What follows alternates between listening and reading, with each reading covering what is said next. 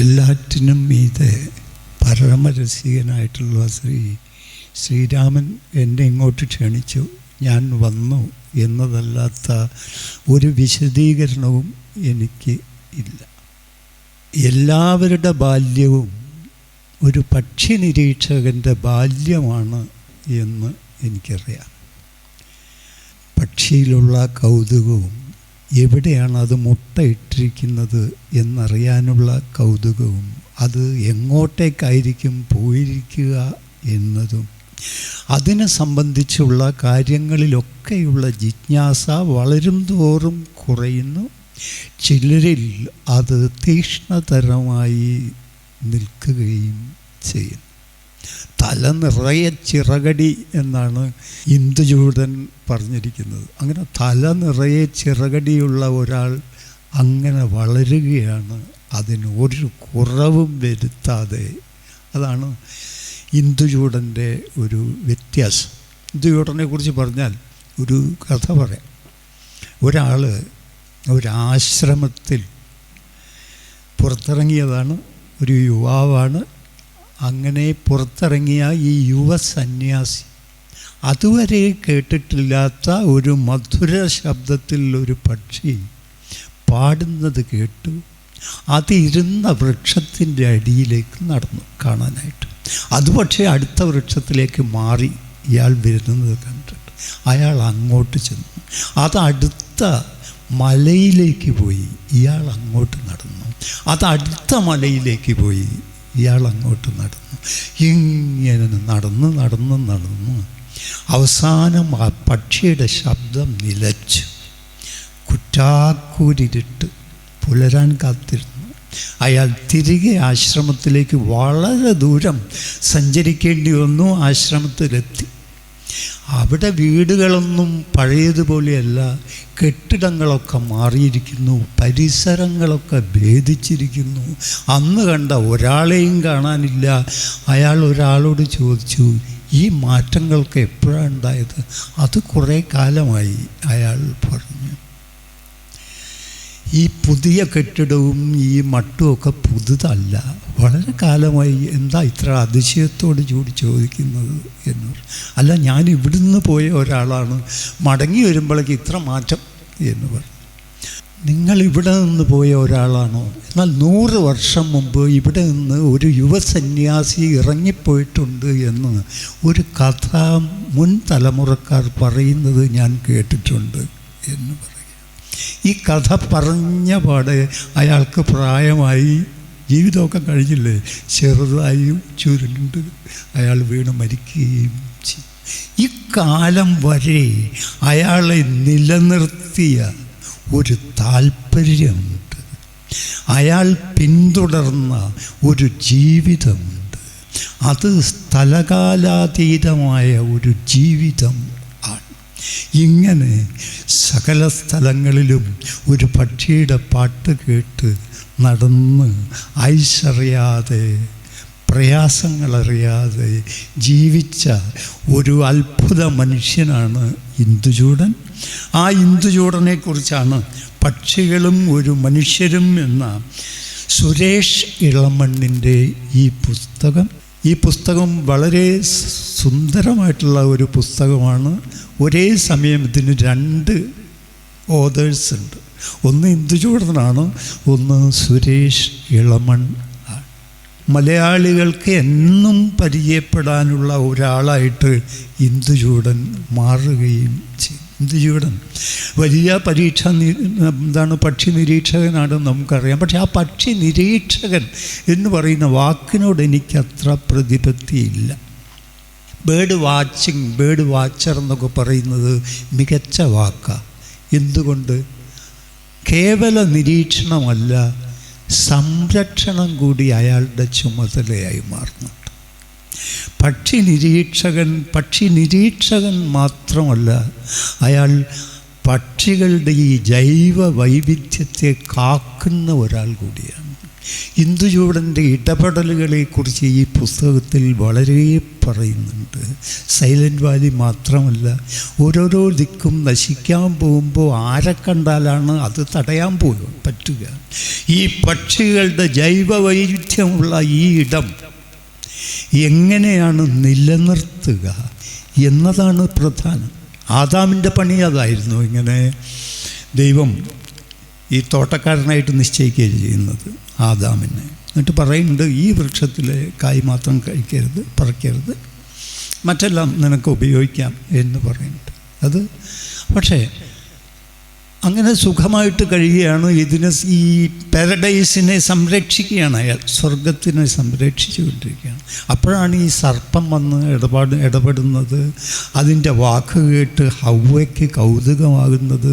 സർപ്പം പറഞ്ഞിരിക്കുന്നു, ഈ വൃക്ഷത്തിൻ്റെ ഫലം രുചിച്ചാൽ അപകടമാണ് എന്നല്ലേ ദൈവം പറഞ്ഞത്? വെറുതെയാണ്, നമ്മൾ ദൈവത്തെ പോലെ ആയിത്തീരും.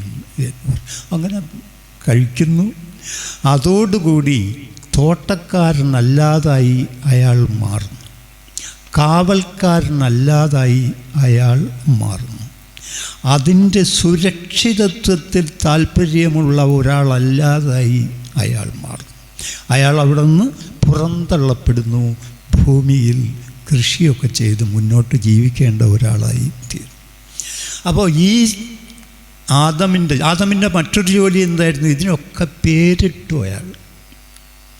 മാർക്ക് ട്വെയിൻ്റെ വളരെ മനോഹരമായിട്ടുള്ള ഒരു പുസ്തകമുണ്ട്, ഈവ്, ഡയറി ഓഫ് ഈവ് എന്ന് പറഞ്ഞിട്ട്. അപ്പോൾ ആ പുസ്തകത്തിൽ പറയുന്നുണ്ട്, ഇയാൾ ഓരോന്നിനും കൊടുക്കുന്ന പേര് ആ വസ്തുവിൽ നിന്നും മാറ്റി നിർത്താനാവില്ല. അത്രമേൽ ഒറിജിനൽ ആണ് ഈ വാക്ക് എന്ന് പറഞ്ഞാൽ അത് ആർബിട്രറി അല്ല. സൊസൂറൊക്കെ പറയുന്നത് ഒരു വാക്കും ശരിയായതല്ല. മരം എന്ന് പറയുന്നതല്ല ഹിന്ദിക്കാർ മരത്തിന് പറയുക, ഇംഗ്ലീഷുകാർ മരത്തിന് പറയുക.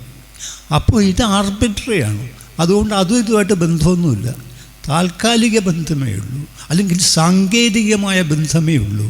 പക്ഷേ ഈ ആദം ഇട്ടപ്പോൾ അത് അതിൻ്റെ പേരായിരുന്നു. അപ്പോൾ അതുപോലെ പേരിടുക എന്ന് പറയുന്നത് ഈ പക്ഷി നിരീക്ഷകർ എന്ന് വീണ്ടും പറയുകയാണ്, ബേർഡ് വാച്ചിങ്ങിൻ്റെ ഒരു ഭാഗമാകുന്നു. അത് തിരിച്ചറിയപ്പെടുന്നു. അതിന് ഒരു ജീവിതം ഇപ്പോൾ ഇന്ദുചൂടൻ ഈ പുസ്തകം എഴുതുന്നത് വരെ പക്ഷികളിലൊക്കെ നമുക്ക് കൗതുകം ഉണ്ടായിരുന്നുവെങ്കിലും ആ കൗതുകത്തിനൊരു പ്രമാണമുണ്ടാവുകയാണ് വാസ്തവത്തിൽ. എവിടെ, എങ്ങനെ, ഏതെല്ലാം നാടുകളിൽ, എന്തൊരു അത്ഭുതകരമായ ജീവിയാണ് ഈ പക്ഷി. പക്ഷിയോട് നമുക്ക് താല്പര്യം തോന്നാനുള്ള ഒരു കാര്യം ഉറപ്പാണ്, നമുക്ക് പറക്കാൻ അറിയില്ല. അത് പറക്കുന്നു. ചിറകില്ലാത്തതിൽ ഈർഷ്യവെപ്പ് ഞാൻ എന്നാണ് കുമാരനാശാൻ പറഞ്ഞത്. ഒരു കാര്യം പറയാനേ, അപ്പുറത്തെത്തിക്കാനേ, അതിൻ്റെ ലക്ഷ്യത്തിലെത്തിക്കാൻ എനിക്ക് സാധിക്കുന്നില്ലല്ലോ. അനായാസം ലക്ഷ്യത്തിലേക്ക് പറന്നു പോകുന്ന ഈ പക്ഷികൾ എന്നെ കൊതിപ്പിക്കുന്നു എന്നാണ് ആ പറഞ്ഞതിൻ്റെ ആന്തരികമായ സൗന്ദര്യം. ചിറകില്ലാത്തതിൽ ഈർഷ്യ വെപ്പു ഞാൻ. അയ്യപ്പ പണിക്കരുടെ മനോഹരമായിട്ടുള്ള വേറെ ഒരു വഴി, ഒരുപാട് രൂപകമായിട്ടും ഇതിവൃത്തമായിട്ടും ബി.പി. രാമേന്ദ്രൻ ഉൾപ്പെടെ ഒരുപാട് ആളുകൾ ഈ പക്ഷിയെ ആശ്രയിച്ചിട്ടുണ്ട്. അപ്പോൾ അയ്യപ്പ പണിക്കരുടെ ഇതാണ്, ചിറകറ്റ പക്ഷിക്ക് ചിറകുമായി നീ ഇനി പിറകെ വരല്ലേ വരല്ലേ. ഉപേക്ഷിക്കപ്പെട്ട ഒരാളുടെ അടുത്തേക്ക് അയാളുടെ എന്തോ ആവശ്യത്തിന് മടങ്ങി വരുമ്പോൾ അതല്ലാതെ എന്താ പറയുക? അപ്പോൾ ഇങ്ങനെ ഈ പക്ഷിയെ മുൻനിർത്തിയുള്ള താല്പര്യത്തിന് ഒരു കാരണം ഇത് തന്നെയാണ്. 2 കവിതകളാണ് ഹൈസ്കൂൾ കാലം കഴിഞ്ഞപ്പോഴും എൻ്റെ മനസ്സിൽ നിൽക്കുന്നത്. മറ്റൊക്കെ മറന്നു. മിക്ക ആളുകളും മറക്കും. നമുക്കൊപ്പം ക്ലാസ് കയറ്റം കിട്ടും ഈ കവിതയ്ക്ക് എന്ന് കരുതാൻ വയ്യ. കവിത പോവും.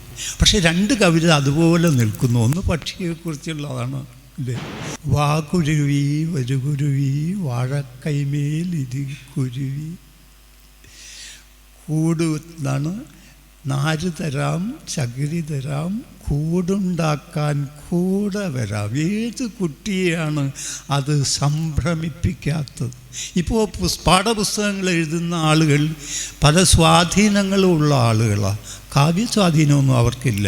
അതുകൊണ്ട് ഇത്ര സ്വാഭാവികവും ഇത്ര ലളിതവും ആയ ഒരു ഗാനം ഉണ്ടാവുകയില്ല. ഞാൻ എൻ്റെ ആദ്യം പ്രസിദ്ധീകരിച്ച കവിതയിൽ ഈ കവിത എങ്ങനെ വന്നുപെട്ടുവെന്ന് ഇപ്പോഴും അതിശയത്തോടു കൂടി ഓർക്കാറുണ്ട്. അത് ഈ കവിത ഇതായിരുന്നു: ടീച്ചർ ഇപ്പോഴും 2ലാണ്, സൗദാമിനി ടീച്ചർ ഇപ്പോഴും 2ലാണ്, അവരുടെ കുട്ടികളൊക്കെ പലരുമായി. ഒരാൾ പരിശോധനോദ്യോഗസ്ഥനായി ഒരു പെരുമഴയത്ത് സ്കൂളിൽ കയറി വന്ന് ടീച്ചറെ ഭയപ്പെടുത്തി. ഒരാൾ ഡോക്ടറായി വാക്സിനേഷൻ ചെയ്യാൻ വന്ന് ടീച്ചറുടെ കുട്ടികളെ വിരട്ടി. ഒരാൾ കണ്ടക്ടറായി വന്ന് തൻ്റെ പരിചയക്കാരനെ എണീപ്പിച്ച് ടീച്ചറെ അവിടെ ഇരുത്തി. ഒരാൾ ചെമ്പുപാത്രം വിൽപ്പനക്കാരനായി ടീച്ചറുടെ വീട്ടിൽ വന്ന് അമ്മയ്ക്ക് ഇൻസ്റ്റാൾമെൻ്റ് വ്യവസ്ഥയിൽ ഒരു ചെമ്പുപാത്രം നൽകി. 2 ആൾ പോലീസായി, ഒരാൾ കള്ളനായി. ടീച്ചർ ഇപ്പോഴും 2ലാണ്. അവരിപ്പോഴും സമസ്ത പദങ്ങൾ ഉപയോഗിച്ചു തുടങ്ങിയിട്ടില്ല. വർഷത്തിലൊരു പ്രത്യേക ഋതുവിൽ വാ കുരുവി വരുകുരുവി എന്ന് അവർ പാടി നോക്കാറുണ്ട്. വർഷത്തിലൊരു പ്രത്യേക ഋതുവിൽ മറക്കാതെ അവരിത് ചെയ്യാറുണ്ട് അല്ലേ? കുട്ടികളും അവരാലാവും പോലെ, പ്രത്യേകിച്ച് 2ാം ക്ലാസ്സിലെ കുട്ടികൾക്ക് പല്ലൊന്നും ഉണ്ടാവില്ല, ഒരു ഫൂൽക്കാരം മാത്രമാണ് ക്ലാസ് നിറയെ. അപ്പോൾ അവരാലാവും പോലെ ഈ കുട്ടികളും കൂടെ പാടുന്നുണ്ട്. പക്ഷേ വരണ്ടുടങ്ങിയ വാഴക്കൈയിലേക്ക് ഏത് കുരുവി വരാൻ ഇല്ലേ? ഈ പക്ഷിജീവിതത്തെക്കുറിച്ച് കൂടിയാണ് അറിയാതെ എഴുതിപ്പോയത് എങ്കിൽ ആ 2ാം ക്ലാസ്സിലോ 3ാം ക്ലാസ്സിലോ പഠിച്ച ഒരു കാവ്യഭാഗം ഇങ്ങനെ എന്നെ സ്വാധീനിക്കണമെങ്കിൽ അത് പക്ഷിയുടെ പ്രഭാവമാണ് എന്ന് പറയാം. പറക്കാൻ കഴിയാത്തവൻ്റെ പറന്നതിനോടുള്ള ആരാധനയാണ് അറിയാതെ അതിനകത്ത് പ്രവർത്തിച്ചത് എന്ന് പറയാം. അതുപോലെയാണ് കുമാരനാശാൻ്റെ വരികളും. അതും പറക്കലാണ് വിഷയം അല്ലേ? അമ്മയും കുട്ടിയും എന്ന് പറയുന്ന കവിത. കുട്ടി അമ്മയോട് പറയുന്നു: നോക്കമ്മേ എന്തൊരു ഭംഗി, പൂക്കൾ പോകുന്നിതാ പറന്നമ്മേ. അപ്പോൾ എന്നിട്ട് പറയുക: അയ്യോ കൂടെ പോയി കളിപ്പാൻ അമ്മേ, വയ്യ എനിക്ക് പറപ്പാൻ. ആണ് എല്ലാ കുട്ടികളും അലട്ടപ്പെടുന്ന ഒരു കാര്യം. ഈ പക്ഷികളുടെ കൂടെ പോയി കളിക്കാൻ എനിക്ക് കഴിയുന്നില്ലല്ലോ. ഇതിലൊരു പക്ഷി ഈ പുസ്തകത്തിൽ പറയുന്നുണ്ട്, അത് ആകാശത്തിൽ വെച്ചിട്ടാണ് ഉണ്ണുന്നത്, ആകാശത്തിൽ വെച്ചാണ് രമിക്കുന്നത്, ആകാശത്തിൽ മിവൽ പക്ഷികൾ ആകാശത്തിൽ വെച്ചാണ് ഗർഭം ധരിക്കുന്നത്. നോക്കണം, കൊതിയാവില്ലേ? ആകാശത്തിൽ വെച്ച് ഇങ്ങനെ ഗർഭം ധരിക്കാനും ഇങ്ങനെ പ്രേമിക്കാനും ഇങ്ങനെ ഊട്ടാനും ഉണ്ണാനും ഒക്കെ കഴിയുന്ന ഒരു പക്ഷി എന്ന് പറയുന്നത് അത്ഭുതമല്ലേ? അത്തരം ഒരു പക്ഷിയാകാൻ ആർക്കാ കൊതിയില്ലാത്തത്? അതുകൊണ്ടാണ് പറഞ്ഞത് ബാല്യത്തിലെല്ലാവരും പക്ഷി നിരീക്ഷകരാണ്. പക്ഷി നിരീക്ഷകൻ്റെ ബാല്യമാണ് നമ്മൾ കഴിക്കുന്നത്. അതുകൊണ്ട് അത്തരം കവിതകൾ വീണ്ടും അമ്മയും നോക്കമ്മേ എന്തൊരു ഭംഗി, പൂക്കൾ പോകുന്നിതാ പറന്നമ്മേ, അയ്യോ പോയി കൂടെ കളിപ്പാൻ അമ്മേ, വയ്യ എനിക്കു പറപ്പാൻ. അപ്പോൾ അമ്മ വളരെ മനോഹരമായിട്ടുള്ള ഒരു ഉത്തരം പറയുന്നുണ്ട്: പിച്ച നടന്നു കളിപ്പൂ നീ, ഈ പിച്ചകമുണ്ടോ നടപ്പൂ? നിന്ന നിൽപ്പിൽ നിന്ന് നീ ചെയ്യുന്നതൊക്കെ അതും ചെയ്യുന്നു. നീയാണെങ്കിൽ നടന്നുകൊണ്ട് അത് ചെയ്യുന്നു. എൻ മകൻ ആശു നടക്കുന്ന നേരവും കന്മഷം തീർന്നിരുന്നിടുന്ന നേരവും സന്മതി പൂണ്ടുറങ്ങിയിടുന്ന നേരവും സമ്മോദമാർന്ന് രക്ഷിച്ചിടുവിൻ നിങ്ങൾ. എഴുത്തച്ഛൻ്റെ കിളിപ്പാട്ടിലെ വരികളാണ്. ഈ 4 വരി ഓർത്താൽ മതി. എഴുത്തച്ഛനെ പോലൊരു കവി അസാധ്യമാണ് എന്നറിയാൻ. പിന്നെ ഈ അടുത്ത കാലത്ത് ആളുടെ പേരൊന്നും ഞാൻ പറയുന്നില്ല, മലയാളത്തിലെ സാഹിത്യരചന എന്ന് പറഞ്ഞാൽ വിദേശത്തെ സാഹിത്യരചനകളുമായിട്ട് തട്ടിച്ചു നോക്കിയാൽ ഒന്നുമല്ല എന്ന് അദ്ദേഹം എഴുതിയിരിക്കുന്നു. സങ്കടമാണ് ഇങ്ങനെ പറയുന്നത്. പൂന്താനത്തിനെ പോലെ ഒരു കവി ലോകത്തേത് ഭാഷയിലുണ്ടാകും? എഴുത്തച്ഛനെ പോലെ ഒരു കവി എവിടെയുണ്ടാകും? ഈ ഭാഷയ്ക്ക് മാത്രം സാധ്യമാകുന്ന കവിത്വത്തിൻ്റെ പരമാവധിയാണ് എഴുത്തച്ഛനും. എന്തൊരു ലളിതമായിട്ടാണ് നമ്മുടെ ഇന്ദുചൂടൻ്റെ ഭാഷ പോലെ ലളിതമായിട്ടാണ്, അഗാധമായത് ലളിതമായിട്ടേ എഴുതാവൂ എന്നും അറിഞ്ഞുകൊണ്ടാണ് പൂന്താനം എഴുതിയിട്ടുള്ളത്. ഇവർക്കൊക്കെ ഇപ്പോൾ കുമാരനാശാൻ, നിങ്ങൾ ടെന്നീസനെയോ കീറ്റ്സിനെയോ ഒക്കെ താരതമ്യം ചെയ്തോളൂ, പക്ഷേ കുമാരനാശാൻ്റെ ഇംഗ്ലീഷ് വിവർത്തനങ്ങളെ താരതമ്യം ചെയ്യരുത് എന്ന് മാത്രമേ ഉള്ളൂ. കുമാരനാശാന് തുല്യരല്ല ഇവരൊന്നും. അതുകൊണ്ട് ഏതെങ്കിലും വിദേശികളൊന്നും നമ്മളെ തോൽപ്പിക്കുന്നില്ല. കാരണം എന്താണ്? ഈ ഭാഷയുടെ ചൈതന്യമാണ് കവിതയായിട്ട് മാറുന്നത്, ലേഖനമായിട്ട് പ്രബന്ധമായിട്ട് മാറുന്നത്. ആ ഭാഷയ്ക്ക് അതിൻ്റേതായ ഒരു ഫിലോസഫിയുണ്ട്, അതിൻ്റേതായ ഒരു ചൈതന്യം ഉണ്ട്. അതുകൊണ്ടാണ് ഒരു ഭാഷ നശിച്ചു പോകുമ്പോൾ ഒരു വീക്ഷണ സമ്പ്രദായമാണ്, ഒരു തത്വചിന്താ പദ്ധതിയാണ് നശിച്ചു പോകുന്നത് എന്ന് പറയുന്നത്. അതെല്ലാ ഭാഷകൾക്കും അത്തരം ചിലപ്പോൾ മറ്റൊരു ഭാഷയ്ക്കില്ലാത്ത കഴിവുകൾ ഉണ്ടാകും. ഭാഷയും ഞാനും ചേർന്നാണ് എൻ്റെ കവിത എഴുതുന്നത്. ഭാഷയും രാമേന്ദ്രനും ചേർന്നിട്ടാണ് പി രാമേന്ദ്രൻ്റെ കവിത എഴുതുന്നത്. പി രാമേന്ദ്രൻ തനിച്ചല്ല, ഈ ഭാഷയാണ് മുൻകൈ എടുക്കുന്നത്. അങ്ങനെ അസാധ്യമായിട്ടുള്ള ഒരു ഭാഷ. അപ്പോൾ ഇതെന്താണ്? പിന്നെ അങ്ങനെ ആശാൻ പിച്ച നടന്നു കളിപ്പൂ നീ, ഈ പിച്ചകമുണ്ടോ നടപ്പൂ എന്നെഴുതുന്നു. അങ്ങനെ ഇത്തരം പറക്കുന്ന വാക്യങ്ങൾ എഴുതാൻ സാധിക്കുക എന്നതായിത്തീരുന്നു ഒരു കവിയുടെ ലക്ഷ്യം. അതുകൊണ്ട് എഴുത്തച്ഛൻ കിളിയെ കൂട്ടുവിളിക്കുന്നു തനിക്ക് സമുദ്രം തരണം ചെയ്യാൻ, സീതയെ കാണുവാൻ, ഈ കഥകളത്രയും പറയുവാൻ. അങ്ങനെ കിളിയിലൂടെ, അതിപ്പോൾ സമീപകാലത്താണെങ്കിൽ ജീവൻ പോയി എന്നതിന് പകരം നമ്മളെന്താ പറയുക? കിളി പോയി എന്നാണ് പറയുക. അടുത്ത കാലത്ത് ഇങ്ങനെ വന്നുകൊണ്ടിരിക്കുകയാണ്. ഈ വാക്കുകളൊക്കെ എവിടെ നിന്ന് വരുന്നു? തീർച്ചയായിട്ടും നമ്മുടെ ഈ കാവ്യാവബോധത്തിനുള്ളിൽ നിന്നും വരുന്നു, നമ്മുടെ ബാല്യത്തിൽ നിന്നും വരുന്നു എന്ന് പറയണം. കുറച്ചും കൂടി കൃത്യമായിട്ട് പറഞ്ഞു. ഇനി ഞാൻ ഭൂട്ടാനിൽ പോയി.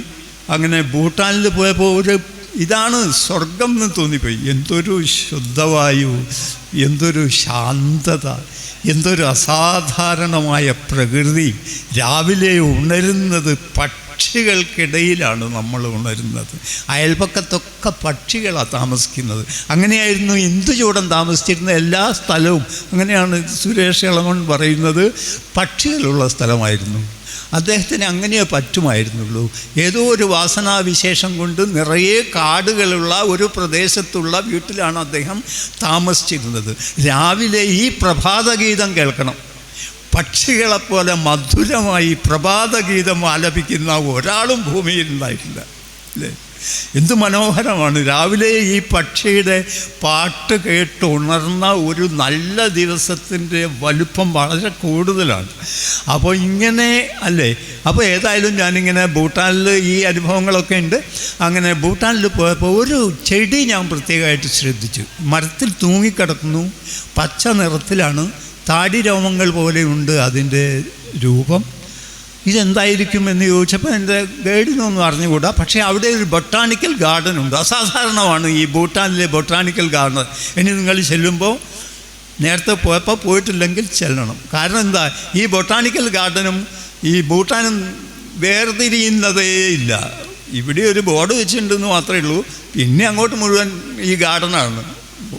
ഭൂട്ടാൻ എന്ന് പറഞ്ഞാൽ ഒരു ഉദ്യാനമാണ് മൊത്തത്തിൽ. അപ്പോൾ ആ മ്യൂസിയത്തിൽ ഇതിൻ്റെ വിവരണമുണ്ട്. അപ്പോൾ പുതിയ ആളുകൾ ഈ ചെടിയെ അല്ലെങ്കിൽ ഈ വള്ളിയെ പറയുന്നത് ഡാകിനിയുടെ താടി എന്നാണ്. ഇപ്പം നേരത്തെ പറഞ്ഞത്. അപ്പോൾ ഈ ഡാകിനിയുടെ താടിക്കുള്ള ഒരു വിശേഷം പറയുന്നു. ഈ സസ്യം ഏത് പ്രദേശത്ത് വളരുന്നുവോ ആ പ്രദേശം ജൈവ സമൃദ്ധമായിരിക്കും. ഇത് അതിജീവിക്കാൻ വളരെ പ്രയാസമുള്ള ഒരു സസ്യമാണ്. ഇത് അതിജീവിക്കുന്നുണ്ടെങ്കിൽ എല്ലാ സസ്യങ്ങളും അതിജീവിക്കുന്ന അർത്ഥം. അത്ര ജീവദായകമായിട്ടുള്ള, അതിജീവിക്കാൻ അത്രമേൽ ദുർബലമായിട്ടുള്ളത് അതിജീവിക്കുമ്പോഴേ നമുക്ക് അതിജീവിക്കാൻ കഴിയും, അല്ലേ? ഗാന്ധി പറയുന്നത് പോലെ അൺടു ദ ലാസ്റ്റ്, അവസാനത്തെ ആൾ അതിജീവിച്ചാലേ നമ്മുടെ അതിജീവനത്തിന് ഒരു സാധ്യതയുള്ളൂ, അല്ലെങ്കിൽ ജസ്റ്റിഫിക്കേഷൻ ഇല്ല. അപ്പോൾ അതുപോലെ ആണ്. അപ്പോൾ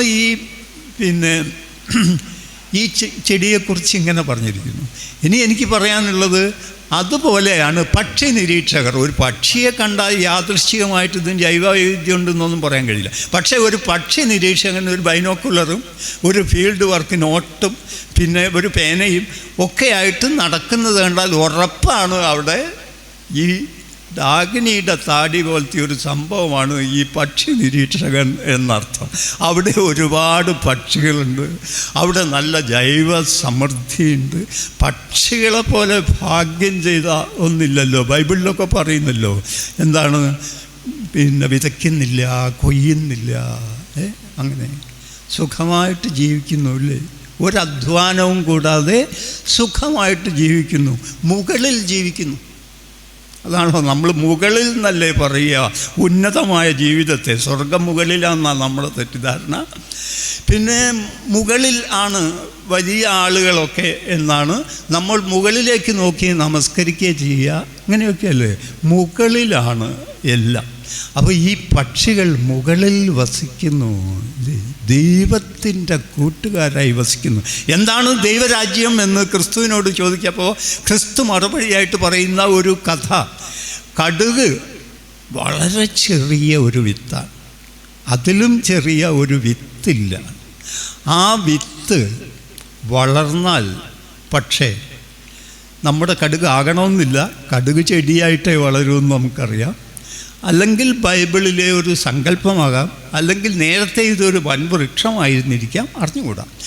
ഏതായാലും കടുക് വളർന്നാൽ ഒരു വൻമരമായി തീരുകയും അതിൻ്റെ ശാഖകൾ പടർന്നു നിൽക്കുകയും ആ ശാഖകളിലേക്ക് ദേവലോകത്ത് നിന്നുള്ള പക്ഷികൾ വിശ്രമിക്കാനായി വന്നു ചേരുകയും ചെയ്യും. അതുകൊണ്ട് ഇതാണ് ദൈവരാജ്യമെന്നാണ് ക്രിസ്തു പറയുന്നത്.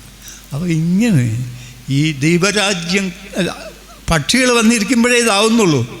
ഈ കടുക് വൃക്ഷമായിട്ട് മാറി ഇങ്ങനെ മരമായി പന്തലിച്ചു, അതിൻ്റെ ശാഖോപശാഖകളിൽ ദേവലോകത്ത് നിന്നുള്ള പക്ഷികൾ പക്ഷികൾ നമ്മളിലുണ്ടാക്കുന്ന വലിയ വിഭ്രമത്തിനും താല്പര്യത്തിനും കാരണം അത് നിഗൂഢമായ എവിടുന്നോ വന്നിരിക്കുന്നു എന്ന് തന്നെയാണ്.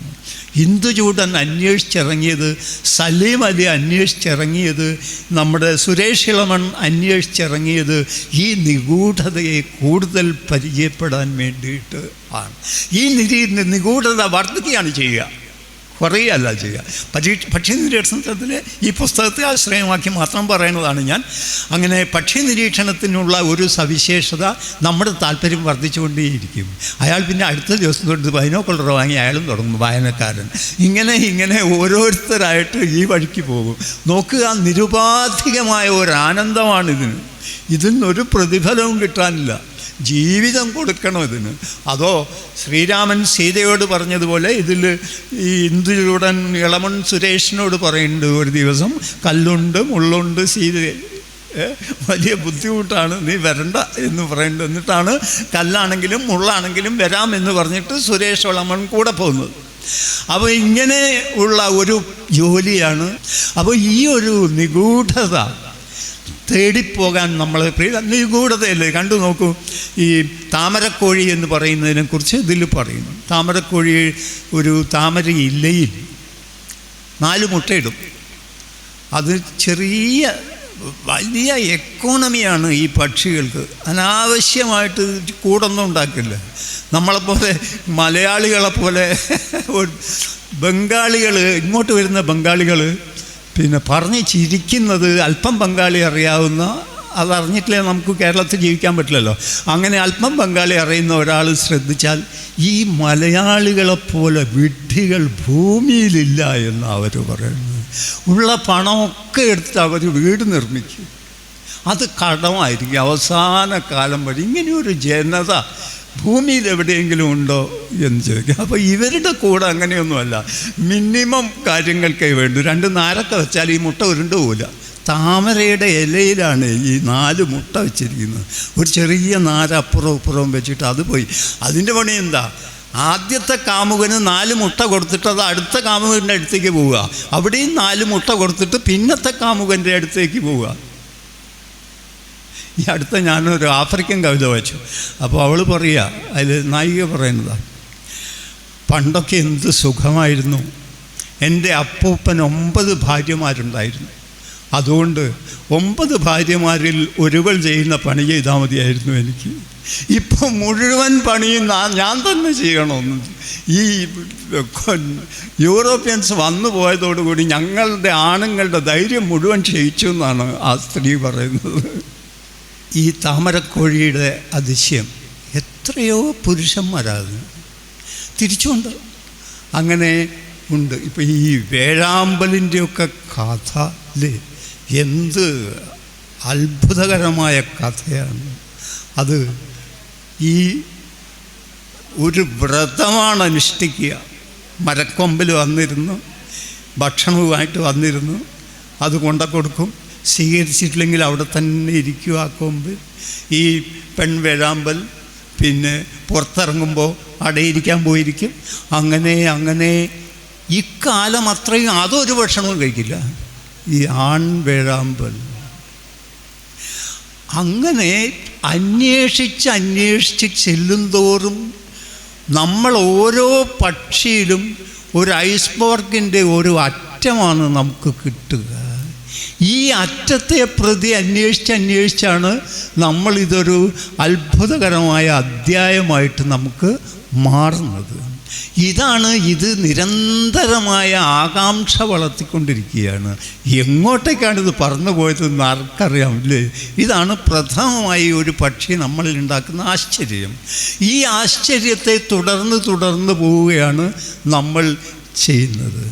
അങ്ങനെ ഈ പക്ഷികളെക്കുറിച്ച് ഇദ്ദേഹത്തിൻ്റെ വെറുതെ ഞാനൊരു ചെറിയ ഖണ്ഡിക വായിക്കുന്നേ ഉള്ളൂ. വളരെ ചെറിയ ഖണ്ഡികയാണ് വായിക്കുന്നത്. പക്ഷിഭ്രാന്തന്മാർ തീവണ്ടിയിലും ബസ്സിലും യാത്ര ചെയ്യുമ്പോൾ പതിവായി ഒരറ്റത്തുള്ള സ്ഥലം പിടിച്ച് ചെറിയ കുട്ടികളെപ്പോലെ എപ്പോഴും പുറത്ത് നോക്കിക്കൊണ്ടിരിക്കും. ഈ ദുസ്വഭാവം എനിക്കുമുണ്ട്. ചില സന്ദർഭങ്ങളിൽ മറ്റ് യാത്രക്കാരുമായി ചില്ലറ കശപിശ കൂടി ഉണ്ടായിട്ടുണ്ട്.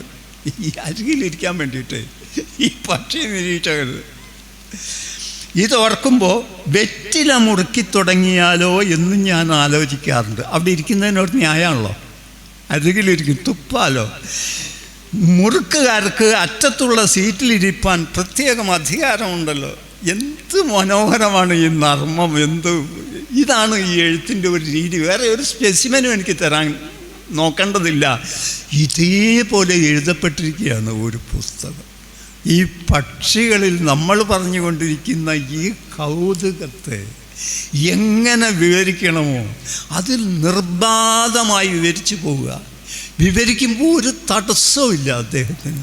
ഇങ്ങനെ നർമ്മബോധത്തോടുകൂടി സുഖമായി സല്ലപിക്കുകയാണ് നമ്മൾ അദ്ദേഹവുമായി അദ്ദേഹത്തിൻ്റെ കൃതി വായിക്കുമ്പോൾ എന്നതാണ് ഈ കേരളത്തിലെ പക്ഷികൾ എന്ന അത്ഭുത ഗ്രന്ഥത്തിൻ്റെ പ്രാധാന്യം.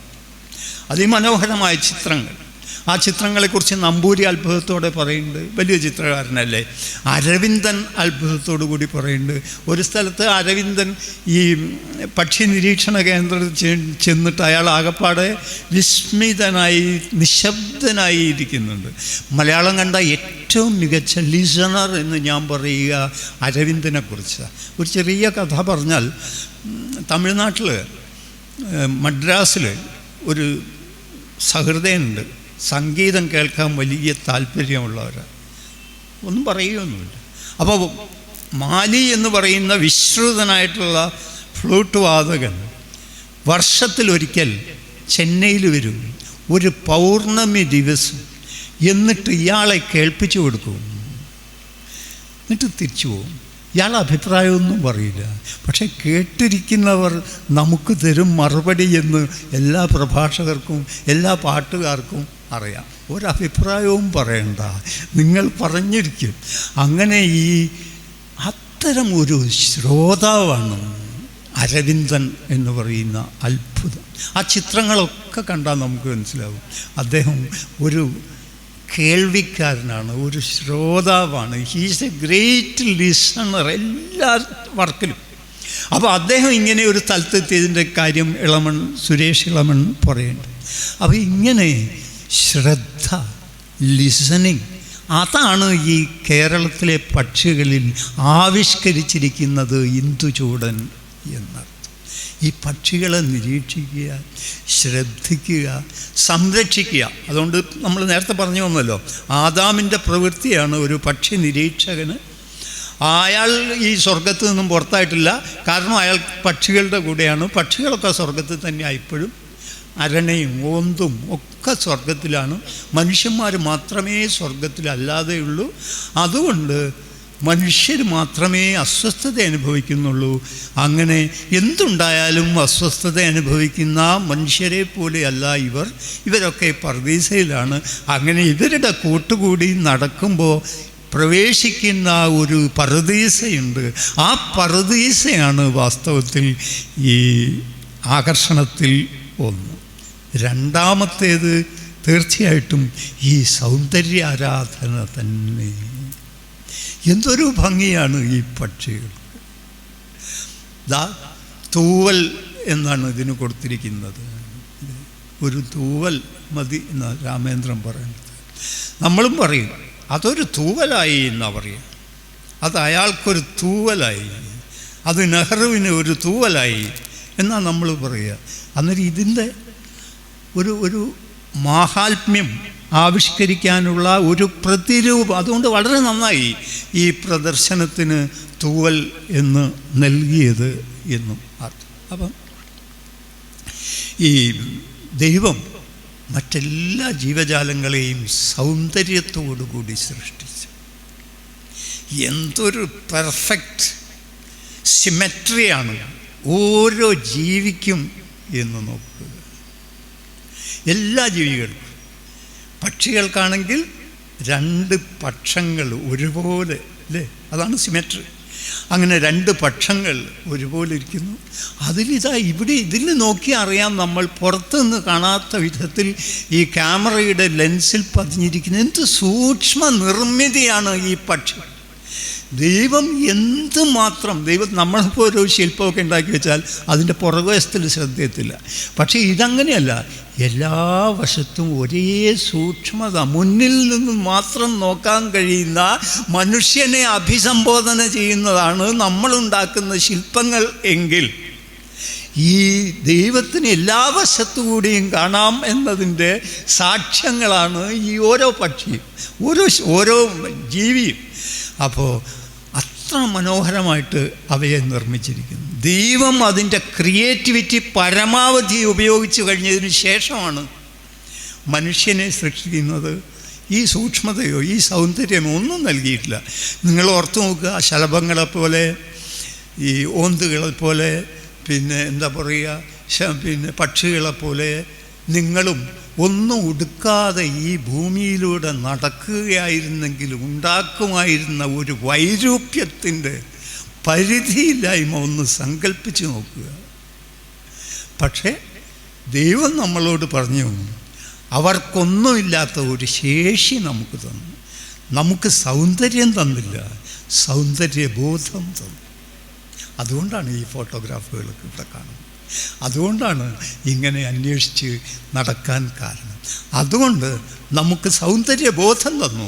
ആ സൗന്ദര്യബോധം കൊണ്ട് നമ്മളും സുന്ദരന്മാരായി, അല്ലേ? രോമഹീനമായ ശരീരത്തെ നമ്മൾ വസ്ത്രങ്ങൾ കൊണ്ട് പൊതിഞ്ഞു. ശ്വാസോച്ഛ്വാസത്തെ ഭാഷയാക്കി പരിവർത്തിച്ചു. ആ ഭാഷയെ കവിതയും കഥയും ആക്കി മാറ്റി. മനുഷ്യർക്ക് അതിജീവിക്കാൻ കാര്യമായൊന്നും കൊടുക്കാതിരുന്നതിൻ്റെ പേരിൽ അതിജീവിക്കാൻ സർവാംഗ മാറ്റങ്ങൾ വരുത്തേണ്ടി വന്നു അയാൾ. സംസ്കാരം എന്ന് പറഞ്ഞാൽ അതിജീവിക്കാൻ സർവാംഗം മനുഷ്യൻ വരുത്തിയ മാറ്റങ്ങളുടെ ആകത്തുകയ്ക്കാണ് അത് പറയുക. കൾച്ചർ, അതാണ് കഥയും, അതാണ് നോവലും, അതാണ് ഭാഷയും, അതാണ് സംഗീതവും, അതാണ് നൃത്തവും. നമുക്ക് തോന്നും നമ്മുടെ സംഗീതമാണ് കേമം എന്ന്.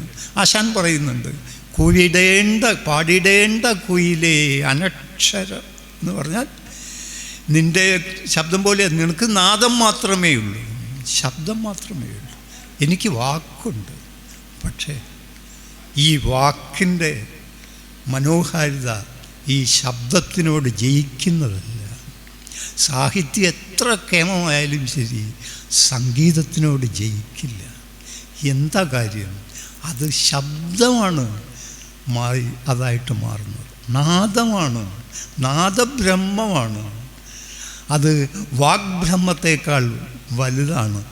അപ്പോൾ ആശാൻ നിശ്ചയമായിട്ടും പറയുന്നത് ഈ നളിനിയുടെ വാക്കുകൾ പലതും ധ്വനിപ്പിക്കുന്നു. അത് ധ്വനിപ്പിക്കേണ്ട കാര്യമുണ്ടോ പക്ഷിക്ക്? അത് ധ്വനിപ്പിക്കുന്നില്ലേ എന്നും നമുക്കറിഞ്ഞുകൂടാ. കാരണം അനുരാഗിയായ ഒരു കൂട്ടുകാരിയുടെ അടുത്ത് നിന്ന് പാടുന്നത് വേറെ ഒരു സ്വരത്തിലാണ് ഒരു പക്ഷി, ഇല്ലേ? ഓരോ സന്ദർഭത്തിലും അതിന് സ്വരഭേദങ്ങളുണ്ട്, രാഗവൈചിത്ര്യങ്ങളുണ്ട്. അങ്ങനെ അതും മോഹനമാണ്, അസാധ്യമല്ലേ. എന്താണ് കുയിലിനെ കുറിച്ച് പറയുന്നത്? ഇങ്ങനെയാണ്, കുയിലിൻ്റെ ശബ്ദം അതിൻ്റെ രൂപമാണ്. നീതിസാരത്ത് പറയുക, കുയിലിൻ്റെ ശബ്ദം അതിൻ്റെ രൂപമാണ്. കുയിൽ അത്ര സുന്ദരനായ ഒരു പക്ഷിയൊന്നുമല്ല, പക്ഷെ കുയിലിനെ പോലെ ആകർഷിക്കുന്നത് എന്തുണ്ട്? അവിടെ ഈ ചിറകിന് പകരം എന്തായി വന്നിരിക്കുന്നു? ഈ ശബ്ദം വന്നിരിക്കുന്നു. അങ്ങനെ ശബ്ദമുള്ളവ എന്തെല്ലാം വൈചിത്ര്യങ്ങളാണ് ഇവിടെ ഉള്ളത്. ഇപ്പോൾ കാക്കയെക്കുറിച്ച് അങ്ങൊന്നും എഴുതിയിട്ടില്ലല്ലോ എന്ന് പറഞ്ഞിട്ട് നമ്മുടെ ഇന്ദുചൂടനോട് ഒരാൾ പറയുന്നുണ്ട്. ആദ്യം കാണുന്നതും ചുറ്റും എപ്പോഴും കാണുന്നതും കാക്കയല്ലേ. എന്നിട്ടെന്താണ് കാക്കയെ, അത് ഇന്ദുചൂടൻ പറയുന്നത് ശരിയാണ്. കാക്കയുടെ വായിലെ ചുവപ്പ് എപ്പോഴാണ് മാറുക എന്ന് എനിക്ക് നിരീക്ഷിക്കാൻ പറ്റിയിട്ടില്ല എന്ന് പറയുന്നത്. രണ്ടാമതായിട്ട് പറയുന്നത് കാക്ക ഒരു കമ്മ്യൂണിസ്റ്റാണ് എന്നാണ് പറയുന്നത്. കമ്മ്യൂണിസ്റ്റ് എന്ന് പറഞ്ഞാൽ മാർക്സിൻ്റെ കമ്മ്യൂണിസം അല്ല, കമ്മ്യൂണിൽ ജീവിക്കുന്നവർ എന്നാണ് കമ്മ്യൂണിസ്റ്റ് എന്നർത്ഥം. ഒരു സമൂഹത്തിൽ ജീവിക്കുന്നവർ എന്നാണ് കമ്മ്യൂണിസ്റ്റ് എന്ന് പറഞ്ഞാൽ അർത്ഥം. കാക്ക അങ്ങനെയാണ്. കാക്ക ഒരു മണി ചോറ് കിട്ടിയാൽ എല്ലാവരും വിളിച്ചു വരുത്തും, കൂട്ടമായിട്ടത് കഴിക്കും. കാക്ക, ഒരുപാട് കാക്കകളുണ്ടാവും വൻവൃക്ഷങ്ങളിൽ കൂട് വെച്ചിട്ട്, സമൂഹമായിട്ട് അത് ജീവിക്കുന്നു. ഒരു കമ്മ്യൂണാണ് കാക്ക കഴിയുന്ന ഒരിടം. പക്ഷെ കാക്ക അങ്ങനെയുള്ളൂ. വഴികുലുക്കി പക്ഷി എന്ന് പറയുന്ന സാധനം അതൊരു ഗാന്ധിയൻ പക്ഷിയാണ്. ഭയങ്കര ഏകാഗ്രത, ഒറ്റയ്ക്കാണ് അത്. സ്വരാജും കമ്മ്യൂണുമായിട്ടുള്ള വ്യത്യാസം എന്താണ്? സ്വരാജ് എന്ന് പറഞ്ഞാൽ സ്വന്തം ഭാഗതയും സ്വയം നിർണ്ണയിക്കുന്ന വ്യക്തികളുടെ സമൂഹത്തിനാണ് സ്വരാജ് എന്ന് പറയുക. സ്വന്തം ഭാഗതയും മറ്റുള്ളവർ നിർണ്ണയിക്കുന്ന ഒരു സമൂഹത്തിലെ അംഗത്തിനാണ് എന്ത് പറയുക? കമ്മ്യൂണിസ്റ്റ് എന്ന് പറയുക. കാക്ക കമ്മ്യൂണിസ്റ്റാണ്, പക്ഷേ ഈ വഴികുലുക്കി പക്ഷി ഒരു ഗാന്ധിയനാണ്. അത് പിന്നെ മറ്റൊരാളോടും കൂട്ടുകൂടില്ല അത്രേ.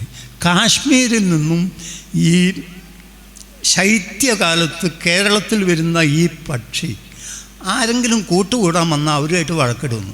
ഒറ്റയ്ക്കിങ്ങനെ നടക്കും ഒരു പക്ഷി, ഏകാന്തത അനുഭവിച്ച്. ഇങ്ങനെ അതിവിചിത്രങ്ങളായ എന്തെല്ലാം ചിന്തകൾ കൊണ്ട് നിറയുമ്പോൾ പക്ഷി നമുക്ക് സുപരിചിതൻ ആയിത്തീരുന്നു, പക്ഷി നമുക്ക് ബന്ധുവായിത്തീരുന്നു. നാം ആഗ്രഹിക്കുന്നതൊക്കെ ജീവിക്കുന്ന ഒരു ജീവനായി മാറുന്നു പക്ഷി. അങ്ങനെയുള്ള ഈ പക്ഷിയെക്കുറിച്ചാണ് ഇവിടെ ഈ പുസ്തകം. ഞാൻ പറഞ്ഞല്ലോ, 2 ആളുകളുടെ രചനയാണ്. അക്കാര്യത്തിലൊക്കെ ഒരു പക്ഷി നിരീക്ഷകൻ്റെ മര്യാദയും നിർമ്മല സ്വഭാവവും സുരേഷ് ഇളമൺ കാണിച്ചിരിക്കുന്നു. ഒരിടത്തും തൻ്റെ മേധാവിത്വം കാണിക്കാനേ ഇല്ല. ഇതായിരുന്നു ഇന്ദുചൂടൻ്റെ പുസ്തകത്തിൻ്റെ സവിശേഷത. ഈഗോ എന്നത് സ്പർശിക്കില്ല. കാരണം എന്താ? അദ്ദേഹം പക്ഷികൾക്കൊപ്പമാണ് ജീവിച്ചിരുന്നത്. കഴുകനെക്കുറിച്ച് പറയുന്നുണ്ട്. കഴുകനെക്കുറിച്ച് നമ്മുടെ വിചാരം അതൊരു ഭീകര ജീവിയാണ്, കണ്ടാലും ഭീകരനാണ് അല്ലേ? പക്ഷെ അതിനോളം ഭീരുമില്ല എന്നാണ് പറയുന്നത്. ചത്ത് കിട്ടിയാൽ മാത്രമേ അതിൻ്റെ അടുത്തേക്ക് അത് വരൂ. ഒരു ശവത്തെ തിന്നാൻ ഒരു ഭയവും വേണ്ടല്ലോ അല്ലേ? അങ്ങനെ സാധുവായിട്ടുള്ള ഒരു പക്ഷിയാണ് ഈ കഴുകൻ എന്ന് പറയുന്നത്. അപ്പോൾ വാസ്തവത്തിൽ പക്ഷികളുടെ മനോഹരമായ ഒരു ഭൂപടമാണ് തൻ്റെ പുസ്തകത്തിലുള്ളത്. അതിനെ വ്യാഖ്യാനിച്ചും അതിനെ പിന്തുടർന്നും തൻ്റെ നിരീക്ഷണങ്ങൾ ചേർത്തും എന്നാൽ അഹംഭാവം ലവലേശമില്ലാതെ എഴുതപ്പെട്ട 2 കൃതികളാണ്. ഒരേ സമയം പക്ഷികളും ഒരു മനുഷ്യനും. അതുപോലെ നമ്മുടെ ഇന്ദുചൂടൻ്റെ കേരളത്തിലെ പക്ഷികൾ എന്ന് പറയുന്ന കൃതി. അതിൽ പക്ഷികൾ, ഒറ്റ കാര്യം കൂടി, പക്ഷികളുടെ കണ്ണുകൾ ഈ ഇന്ദുചൂടൻ്റെ എല്ലാ വരകളിലും ഞാൻ ശ്രദ്ധിച്ചിട്ടുണ്ട്. ഒരു ഉറ്റ സ്നേഹമുള്ള ഒരാളുടെ കണ്ണ് പോലെയാണ് അത് തോന്നുന്നത്. എല്ലാം ചൈതന്യം കൊണ്ട് നിറഞ്ഞിരിക്കുന്നു. ആ പക്ഷികൾക്കൊക്കെ അത് അല്ലേ, അവരുടെ ജീവൻ ഇരിക്കുന്നത് ഈ കണ്ണിലാണ് എന്ന് നമുക്ക് തോന്നും. അത് ശരിയുമാണ്. മനുഷ്യർക്കിടയിൽ പോലും ഈ കണ്ണിന് എക്സ്പ്രസ് ചെയ്യാൻ കഴിയുന്ന കാര്യങ്ങൾ മറ്റൊരു ഇന്ദ്രിയത്തിനും പറ്റുന്നില്ല. ഇത് വ്യസനം പ്രത്യക്ഷപ്പെടുത്തും, അനുരാഗം ആവിഷ്കരിക്കും, ശൃംഗാരം ആവിഷ്കരിക്കപ്പെടും, അതുപോലെ വാത്സല്യം ആവിഷ്കരിക്കും അല്ലേ? കോവിഡ് കാലത്ത് ആകെപ്പാടെ രക്ഷപ്പെട്ടത് കണ്ണുകളാണ് അല്ലേ? അതുകൊണ്ടാണ് ആ കാലത്തെ വിനിമയം മുഴുവൻ നടന്നത്. അപ്പോഴാണ് നാം കണ്ണിൻ്റെ ഒരു മഹത്വം മനസ്സിലാക്കുന്നത്. ആളുകളൊക്കെ സുന്ദരന്മാരായി പെട്ടെന്ന്, സുന്ദരികളായി പെട്ടെന്ന്. കണ്ണിൽ ഒരു അസുന്ദരിയും ഇല്ല, കണ്ണിൽ ഒരു അസുന്ദരനും ഇല്ല. അപ്പോൾ ഈ കണ്ണ് വളരെ പ്രധാനം. അത് ഈ ഇന്ദുചൂടൻ്റെ പക്ഷികളിലൊക്കെ പ്രധാനമായി ഇരിക്കുന്നു. എന്താ പറയണമെന്ന് നിശ്ചയമില്ലാതെ തുടങ്ങിയതാണ്. ഇത്ര നേരം സംസാരിച്ചു. അങ്ങനെ നിങ്ങൾക്കെല്ലാവരോടും എൻ്റെ സ്നേഹം. നന്ദി.